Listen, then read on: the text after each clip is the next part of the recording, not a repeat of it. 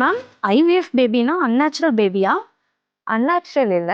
இதுல sperm and egg அப்படிங்கிறது ஒரே கப்பலோடது தான். இது சயின்ஸோட ஹெல்ப்னால அசஸ் பண்றதே தவிர ஆர்டிஃபிஷியல் கிடையவே கிடையாது. மேம் ஐவிஎஃப் பண்ணா ட்வின்ஸ் பேபி தான் வருமா? இல்ல.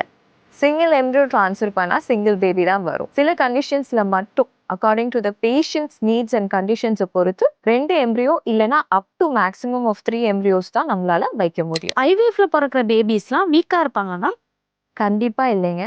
இவங்களும் நார்மலா பிறக்கிற பேபிஸ் மாதிரியே ஹெல்த்தியா தான் இருப்பாங்க. ஐவிஎஃப் ரொம்ப எக்ஸ்பென்சிவா இருக்குமா மேம்? இப்போ government AIDS as well as EMI and insurance options எல்லாமே நிறையவே இருக்கு. மேம் பிரெக்னென்ட் ஆக முடியலன்னா ஐவிஎஃப் தான் ஒன்லி ஆப்ஷனா?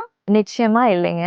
ஐவிஎஃப்க்கு முன்னாடியே நிறைய ஆப்ஷன்ஸ் இருக்கு such as follicular monitoring, IUI etcetera. கண்டிப்பா உங்களுக்கு இதை தாண்டி நிறைய டவுட்ஸ் இருக்கும். ஸோ என்னென்ன டவுட்ஸ் இருக்கோ எல்லாத்தையும் கமெண்ட் பண்ணுங்க. அதை நான் உங்களுக்கு கிளாரிஃபை பண்றேன்.